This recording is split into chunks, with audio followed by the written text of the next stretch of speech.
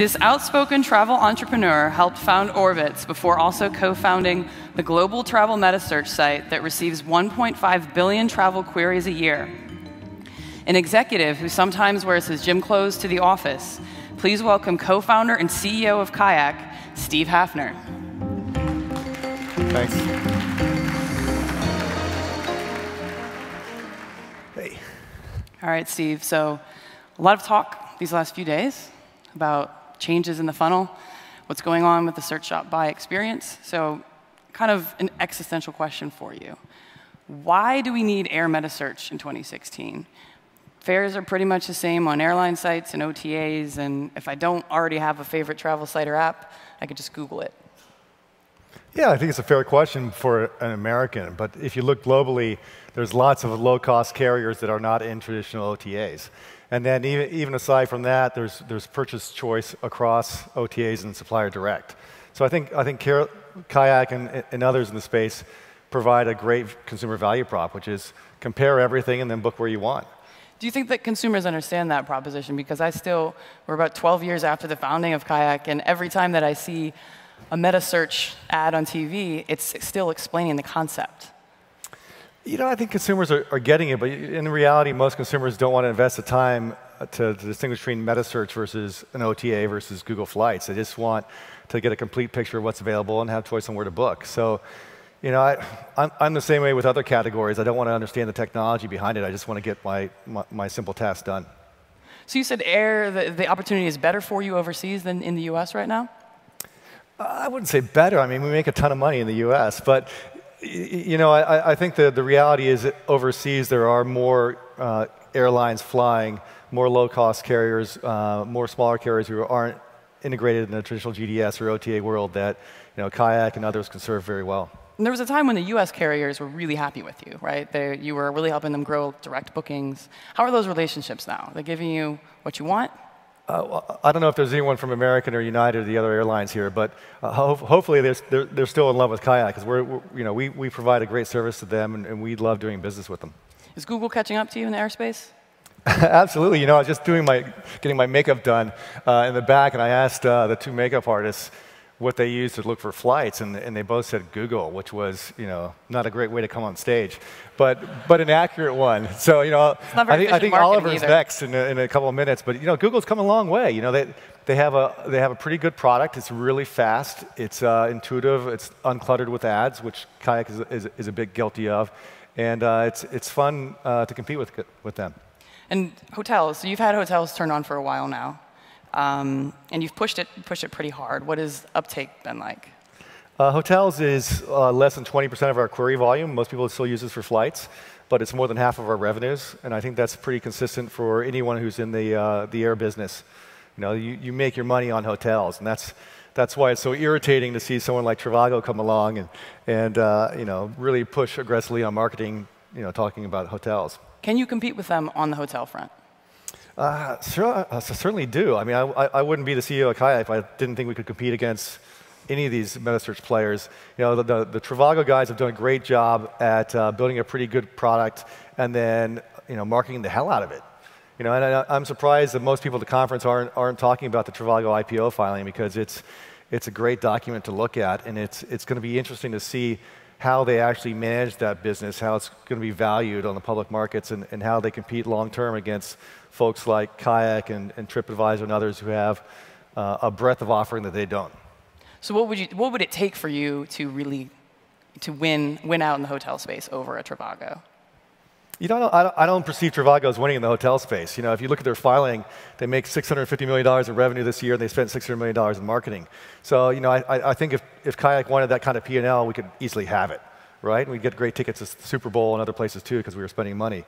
But in reality, what we want to do is have a great product experience and make a lot of money too. And we're one of the few players who does that. TripAdvisor is another.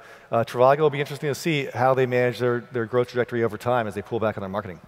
All right, so if we scan out or move out a little bit and look at the meta search space overall, the whole landscape, you've got yourself, Google, Trivago, Trip, and am I missing anyone? Skyscanner. I know you can talk pretty fast, but sort of how do you see this game playing out? I can talk as slowly as you want me to. Anyway, look, it's a scale game, right? If you look at any of these companies, the two biggest items on their P&L are their marketing investment and their engineering and human capital, right? So the bigger companies will tend to do well over time because you can amortize your marketing spend over a bigger audience, and you can amortize your engineering investment over a bigger audience too. And in the world of AI, machine learning, and any other buzzwords you want to throw against it, bigger is better, right? So I think 5 metasearch players is probably a few too many. I would hope that Kayak would be one of the consolidators. I don't think anyone's going to take us out of Priceline, so no one's going to buy us. But we might like to buy someone else. So you're shopping. We're always shopping. We're always shopping. So Airbnb just announced about an hour ago their new trips product, pretty focused on the activities and in-destination space. So I'm sure that TripAdvisor is looking closely at that. What if air is next? How does that affect the landscape? I'm not really worried about Airbnb getting into flights. No, any more than I'm worried about Hotels.com getting into flights. They have a flight tab, but no one uses them. Airbnb is an interesting story overall. I mean, they've pioneered this new category of bringing this content online for people to consume. But the reality is, most of that content is professionally managed, right? Multi-unit, professionally managed content that's going to find its way onto other demand sources like Booking.com and Expedia and HomeAway. So I think their challenge is they have this two-sided marketplace of charging the provider of the content and charging the guest. And the guest, you're basically paying a search fee and a tax. And I think that's going to be competed away. So I normally don't give free advice, but if I was the Airbnb guys, I'd worry less about activities and services and more about what happens to my consumer fee. All right, so this week, outside of the conference, is kind of interesting times in the United States. And lots of people obviously surprised at the election results. And when it comes to the travel industry, looking at what might the effect be. Will he support the airlines and their open skies disputes? Will having a hotelier in the White House mean anything for the hotel space? Are there going to be any issues with borders being less open? Is there anything, what do you think that the travel industry needs to be watching for from this administration? Who the fuck knows? I mean, I didn't expect him to be elected, and I'm sure nobody in this room does. Just show of hands, who voted for Trump here? Even if you did, you wouldn't raise your hand. Yeah, wrong conference. But look, there's a lot of campaign rhetoric. I think most business folks and rational people expect him to tone it down as he builds his administration. It's not a one-person government. He's still got to get it through Congress and through the agencies. So I'm probably more measured and balanced about what's going to happen, which is not much. Not much happened when Obama got elected. I don't think much is going to happen when Trump takes office. Here's hope. Hey, Steve, I Yeah. want to jump in. Are people going to start shopping for flights and hotels via messaging en masse? We were talking about that backstage. I didn't think you were going to pop that question. Look, all of us are investing in that. I got lots of questions to pop. Excellent. I personally would not use that service. I think if I'm going to interact with AI, it's probably going to be on a phone with a human and have it be real intelligence. But nonetheless, we are investing heavily in that space. And I think where it actually will have traction in the short term is on customer service issues, like I want to cancel my flight, I want to rebook, I want to change my flight, that kind of stuff. It's not going to be, hey, Kayak, where can I go for $300 next weekend? Oh, really? I can go there? Then, hey, Kayak, buy it for me. I think we're way far away from that. So I asked Paul if he still used Kayak, and he kind of hesitated a little bit. So He probably uses Google Flights. Do you use Lola? I've tried using Lola, but it's, as you said in your session when you asked them who's your target audience, it's not me. It's not me. It's probably not you. Paul may not even know who it is yet. What I am confident is there is a nerve there of consumers who want to interact with human agents who are more intelligent than traditional sites like Kayak and others, and he will crack it. He will crack it. Are you worried if he does? Do you have to compete against your former co-founder?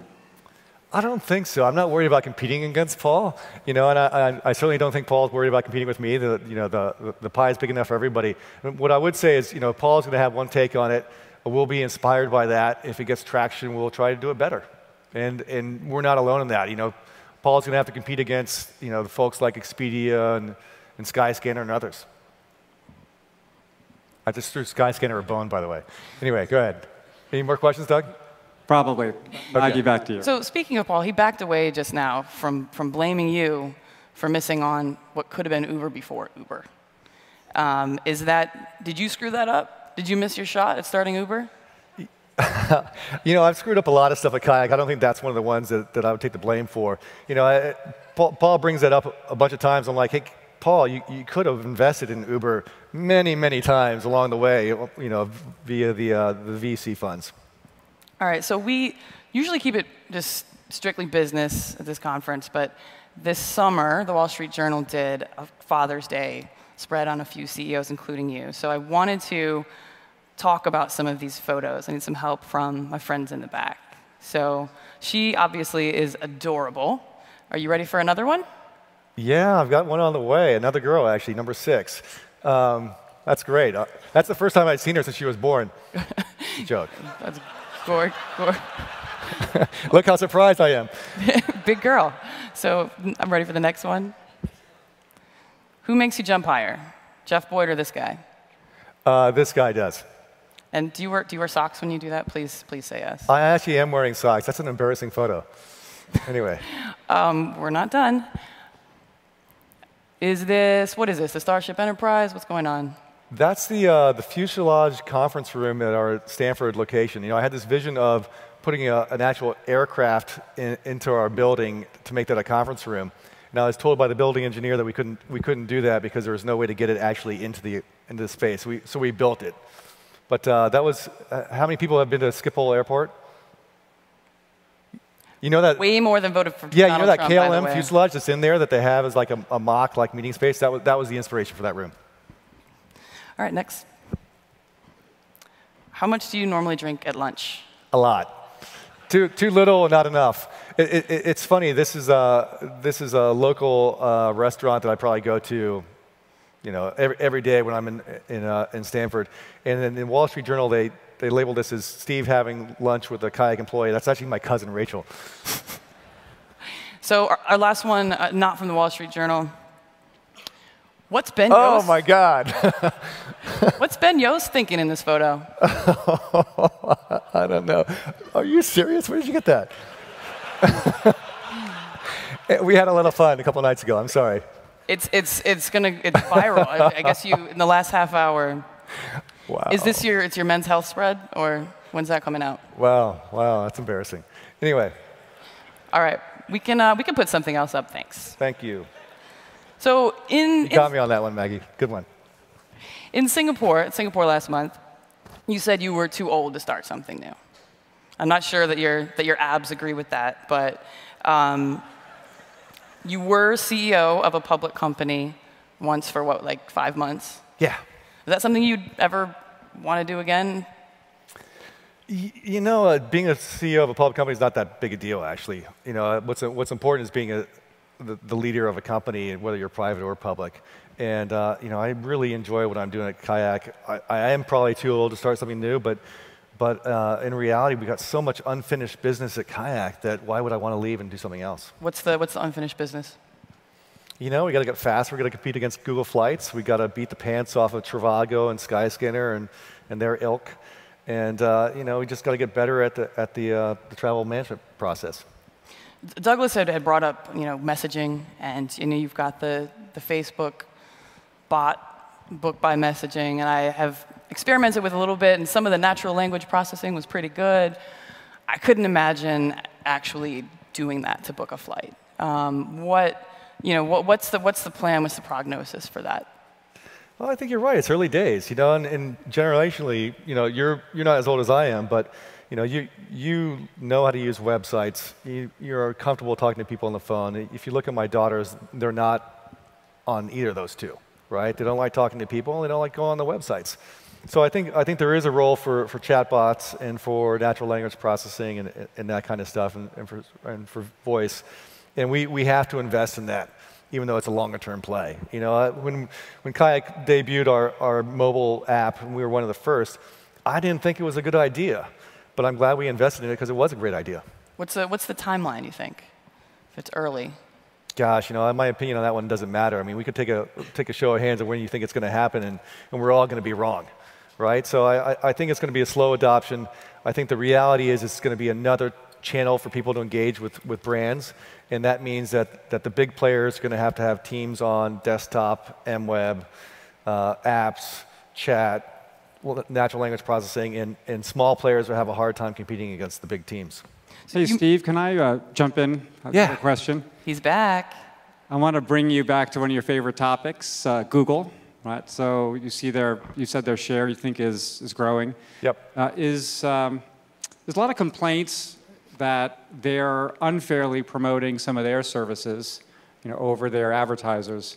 Do you think that's a fair criticism, or do you think that Google should be doing that from a strategic? I think it's totally unfair. You know, if we were all the CEO of Google, we'd be doing the damn same thing, right?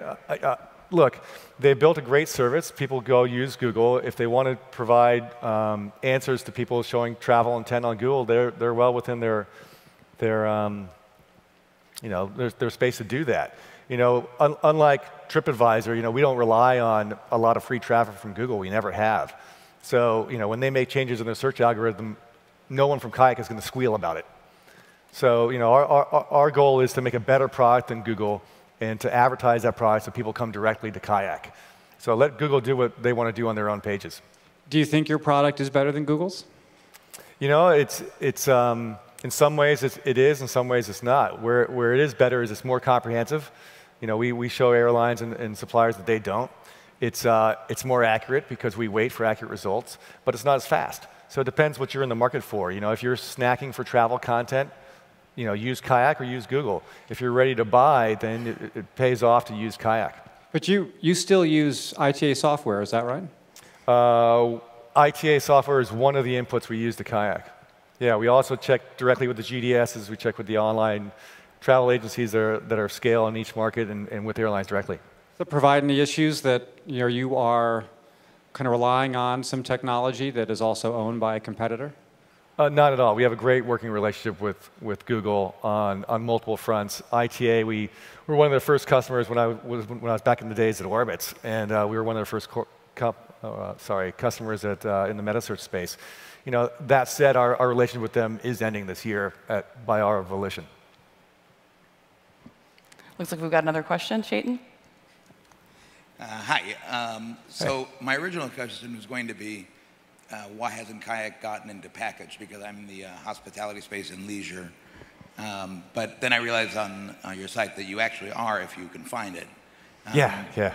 Why do you think that hasn't been a focus for you guys, and do you expect it to be? Yeah, packaging is a lot harder than just pure vertical search, right? Because it's hard to do an apples-to-apples comparison of flight plus hotel from different providers. So it took us a while to get into it. It's really important for the European market because that is a packaging market. I'm not so sure that we do a great job of it yet. As a matter of fact, we have a big team in Berlin who's working on it, and I suspect that product will get a lot better. But packaging for me is more like a shopping cart, a convenient shopping cart. How can we assemble the a la carte options in a better way? And we're not there yet, but it's something that we are actually investing behind.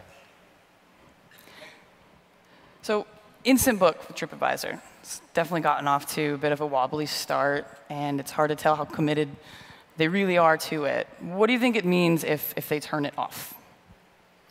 I don't think TripAdvisor is going to turn Instant Booking off. I think, look, we pioneered the category, 5 years ago, of having facilitated bookings or Instant Book. We were never religious about it. We just did it because we thought it would help consumers transact more easily. And over time, people's mobile sites got better. So we didn't feel the need to aggressively promote it. I think Steve and the team at TripAdvisor is a lot more aggressive and religious about Instant Book than we ever were at Kayak. And it's hurt their numbers. Because the reality is, Booking.com, Expedia, others who you send clicks to, sorry, I'm screwing up your TV camera, are much better at taking travel demand and commercializing that into a transaction than Kayak or TripAdvisor ever will be. They operate at scale. So, I don't think, I understand why Steve's doing it strategically. I think it's a tough sell for consumers, and it certainly has hurt their P&L. So we put you out there a little bit when we brought up the Uber question, if you'd missed it. Is there a prediction or a call that you've made in the past, or an investment that you've made that you're particularly proud of being right? When Priceline bought us, they were trading at $6.36 a share, and I didn't sell a share, and that has been a pretty good return on investment. So I think that's probably the best business decision I've ever made. What about your biggest regret? Biggest regret? That probably involves a secretary at Kayak a long time ago before I got divorced. So you got fared better than you shouldn't be clapping to that. It was terrible. They're sick. They're sick. All right. So we're getting down to the end here. Oh, apps. I wanted to ask you about, what's your favorite non-travel app? Favorite non-travel app? I use Uber all the time, which is a really boring answer. I'm not on any social media, so I can't say Snap's my favorite app. I used to love Snapchat, but can't use it anymore. So maybe less boring. What about you've teenagers, right? What's on their phones? Yeah, I've got twin 16-year-old girls who are on their phones nonstop. They won't let me look at their phones, so I have no idea what's on them. Smart girls, smart girls. So to wrap it up, the last thing I'm going to do is a little word association. You know how this works? All right. Trivago IPO. Fascinating. Skyscanner IPO. Not going to happen. Instant booking. Unremarkable. Book by messaging. Distant future. Chatbots. Overhyped. Paul English. Magical. Google. Irritating. Hotel loyalty. Expensive. Airbnb as an OTA. That's a tough one. Unprofitable. Funnel revolution. Forgettable. Thank you very much. Thank you. Ladies and gentlemen, Steve Hafner. Thank you. Appreciate the time. Thanks, Maggie. Thanks. Thank you.